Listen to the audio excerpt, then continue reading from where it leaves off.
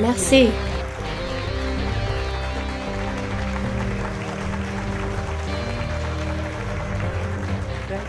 Merci beaucoup. Je m'appelle Richard Gage de l'AIA. Je suis architecte depuis 20 ans et je suis membre de l'Institut américain des architectes.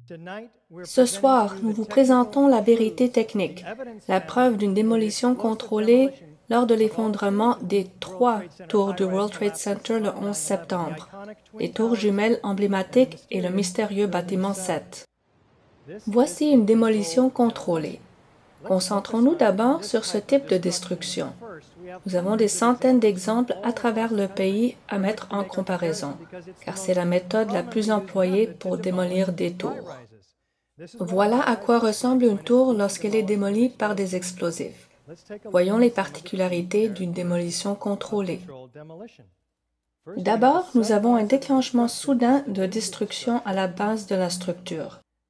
Nous avons un effondrement symétrique dans ses propres fondations, car les vagues de démolition suppriment les colonnes de soutien, créant une accélération en quasi-chute libre par le chemin jusqu'alors de la plus grande résistance. Des milliers de tonnes d'acier structurel. On obtient un démembrement total de la structure d'acier qui est donc prête pour le transport. Les structures adjacentes sont peu endommagées. Des bruits et des flashs d'explosion entendus et vus par les témoins. Les énormes nuages de béton pulvérisés. Ce qui semble être des squibs, des éjections rapides et isolées de poussière et des preuves chimiques de charges coupantes. Tout cela est typique et représente des preuves directes et indirectes d'une destruction par explosif. La chose intéressante est qu'aucune de ces particularités d'une démolition contrôlée ne peut être expliquée par des incendies, et encore moins toutes les 10. Nous avons de la documentation gouvernementale, la confirmation des experts, des preuves de préconnaissance et des documents vidéo. Tout cela soutient l'hypothèse d'une démolition contrôlée, fournissant des preuves au-delà de tout doute raisonnable. Voyons maintenant la tour 7 du World Trade Center. Elle avait 47 étages, ce qui en aurait fait le plus haut bâtiment dans 33 de nos États. Elle n'a pas été frappée par un avion. C'était la 3e tour du World Trade Center à s'effondrer le 11 septembre vers 17h20. Ici, nous avons les incendies au 12e et 13e étage et un feu au 7e étage sur le côté nord du bâtiment, le côté opposé du bâtiment qui a été touché par la tour nord. Voyons les preuves concernant le World Trade Center 7 et s'il y a des similitudes avec une démolition contrôlée typique. En commençant par, y a-t-il un déclenchement soudain de destruction? Écoutons ce secouriste. On regardait le bâtiment car il était en feu. Les étages du bas brûlaient et vous savez, on a entendu ce bruit qui ressemblait à un coup de tonnerre. On s'est retourné et on a été choqués de voir que le bâtiment était... En fait, ça ressemblait à une onde de choc qui parcourait le bâtiment et toutes les fenêtres ont explosé. C'était effroyable. Puis vous savez, une seconde après, le rez-de-chaussée a cédé, entraînant tout le bâtiment. On a vu le bâtiment s'écrouler jusqu'au sol. Le bruit d'un coup de tonnerre, une onde de choc parcourant le bâtiment, des fenêtres qui explosent et finalement le bâtiment qui s'effondre. Avons-nous un effondrement symétrique tout droit dans les fondations du bâtiment? Écoutons la description de Dan Rather alors qu'on voit pour la première fois l'effondrement du bâtiment 7. Et ce que vous voyez, c'est vu en hauteur. Maintenant, nous allons vous montrer une vidéo de l'effondrement même. Maintenant, nous allons voir l'effondrement de ce bâtiment.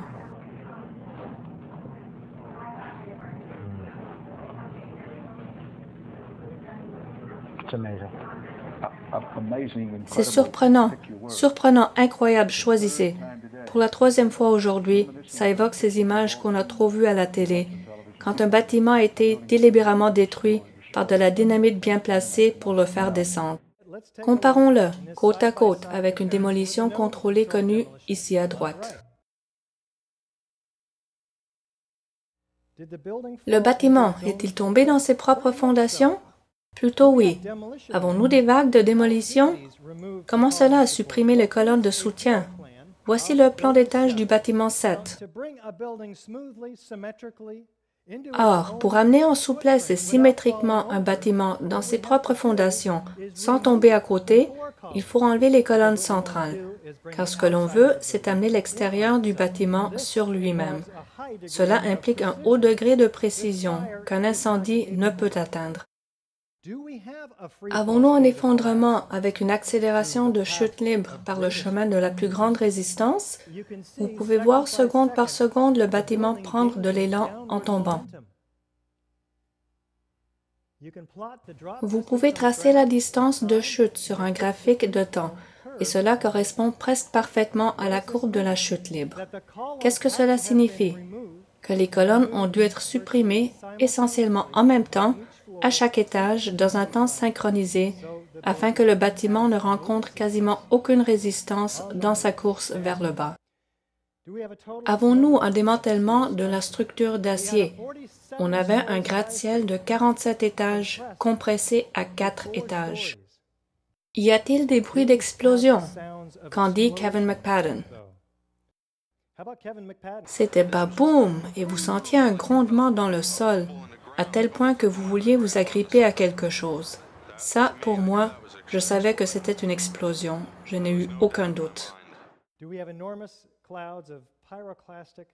Avons-nous d'énormes nuages de fumée pyroclastique provenant du béton pulvérisé?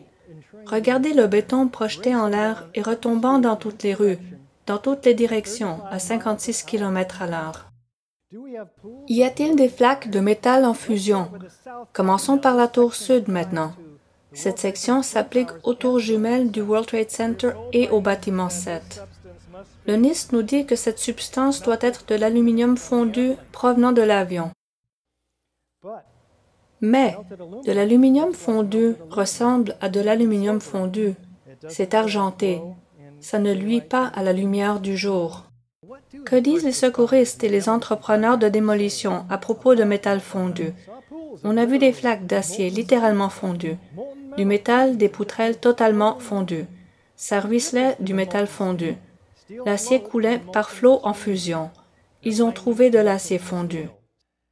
Et cet ingénieur des ponts et chaussées, Abolhassan Astanéasi de Berkeley, observe et rapporte: « J'ai vu des poutres fondues dans le World Trade Center. » L'un des objets les plus inhabituels sortis des décombres est cette chose ressemblant à un rocher qu'on a surnommé la météorite. C'est un morceau de métal fusionné, du métal fondu et du béton et tout le reste. Tout a fusionné sous la chaleur.